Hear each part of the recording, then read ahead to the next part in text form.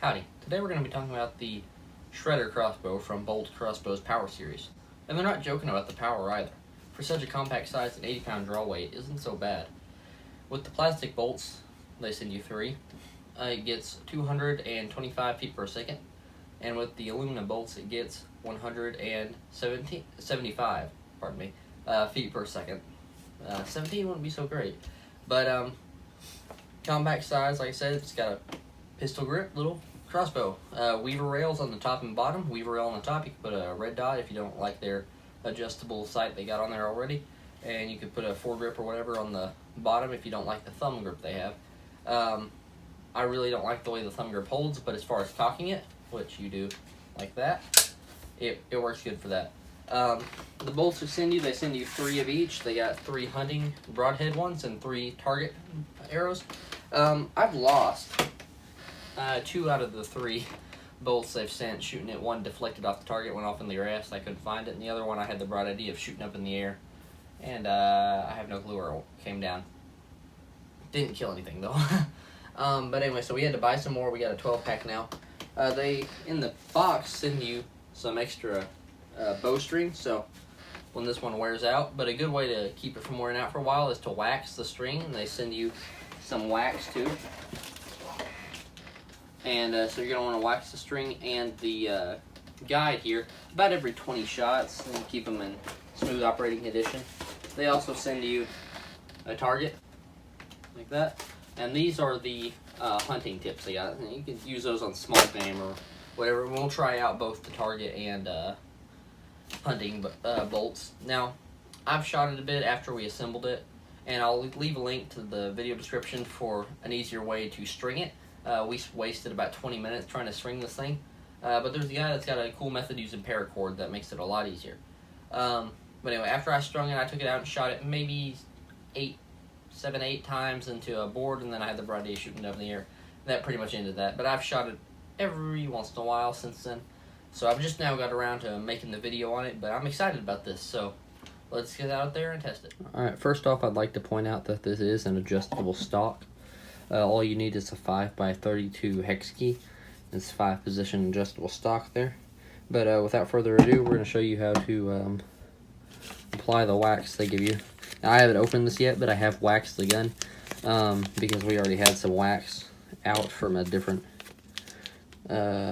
project. I can't actually remember where we got it, but open the packet here.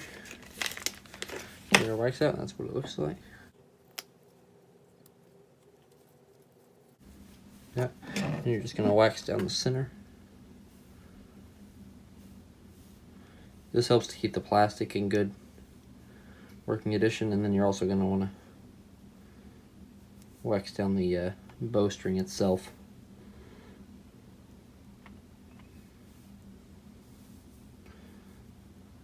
I actually never done this before, but Dad did it last time.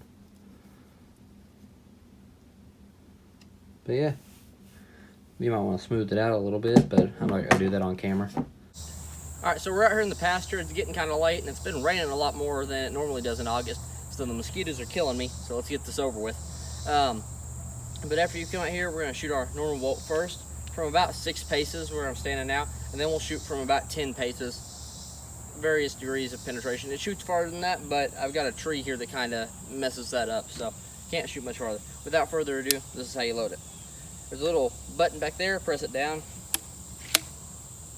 That simple, that easy. Slide your bolt in. You might want to snug down the head a bit with some pliers or something, because they've had a tendency to come loose so far. Push your safety forward.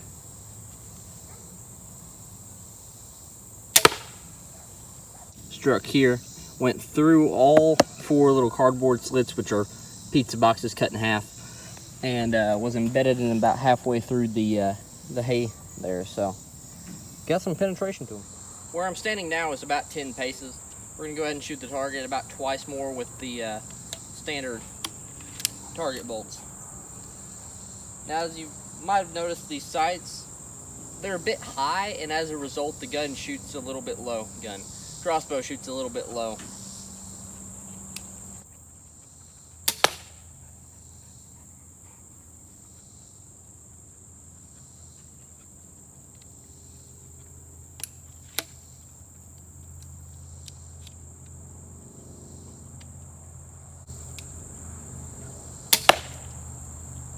go see where those hit?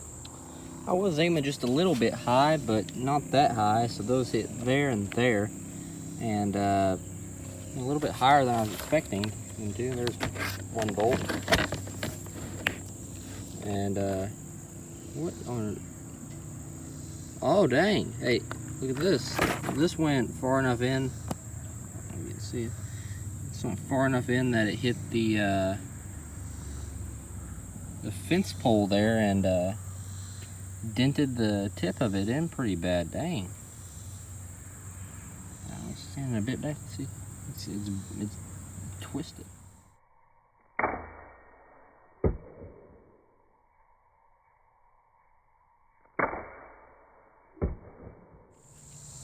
Now I'm just going to shoot a standard bolt into the fence pole. We're going to put the camera down there so you guys can see how the bolt lands.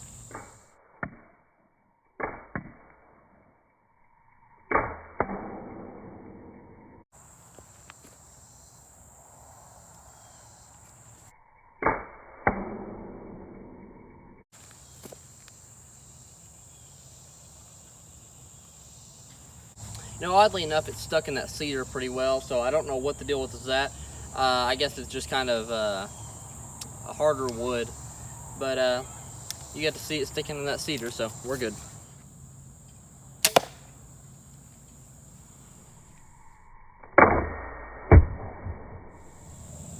So if anything, with the bolts I've been shooting so far, they're shooting to the left. Right there and hitting right there, except for that one where it went kind of low. So I was definitely mistaken on the shooting low part. These are hitting above where I was expecting them to. And they're penetrating through all the cardboard, through this first and into the second little bit of hay there. But yeah, they got some decent penetration, and I was definitely wrong about where they're shooting. And then again, that could also just be me being a crappy shot. So I opened up the box of broadheads, and they're definitely sharp and seem to be pretty well built little suckers, and I know I definitely wouldn't want one sticking to my back. But we're gonna shoot it at an old ice chest that's got a foam lining and the plastic on the exterior is falling off. So it's got a foam lining and then the plastic on the interior. I don't think it'll go through, but we'll get to see what it looks like. I'm gonna have one camera rolling here, and then we're gonna have another camera rolling down there.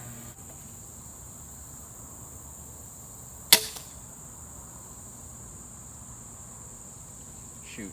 That's another reason though why you want to know what's behind your target. You don't know what's going to happen to that shot, and it might go through, it might go around, who knows. And that's why you never want something you could hurt behind your target. We're going to try this again and hopefully not lose another bolt.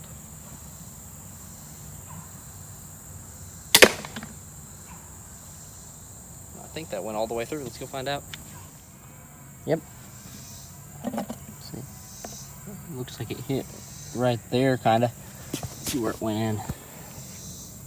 Yeah, it went in right there. That's a pretty big gash. Let's see what it did to the arrow.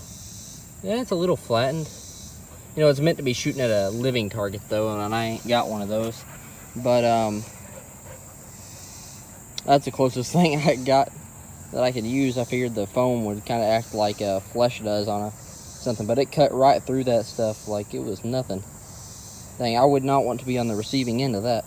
I tell you what. All right, we're gonna shoot it again, and we're gonna have our target in front of it. Hopefully that'll slow it down and not do any more damage to the bolt. But I want you guys to see it from the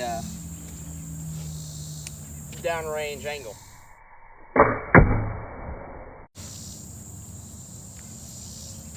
A little bit high and to the left through the target. Let's see. And yeah, it still went through the cardboard and the plastic. Let's see. Yeah. That's what it looks like. This video is long enough as is, so I'm gonna keep this short and sweet. I love this thing. It's fun to play around with. It's relatively accurate, except for that one broadhead shot. I have no clue where that went, or why it veered off to the right so radically. Then again, that might have just been me. The stock, even fully extended, feels a little bit short, and the sights, I'm not sure what to say about the sights. They're kind of funky in my opinion, and yeah, they're adjustable and whatnot, but I know it's weird. The thumb grip, it's not very comfortable to hold in my opinion. And then the bolts, I know they're not supposed to be shot at poles or anything like that, but this one's all screwed up, and from hitting that metal there. And I had one that bent from just being shot into a tree. The broadheads held up good, though I'm down to 2 now.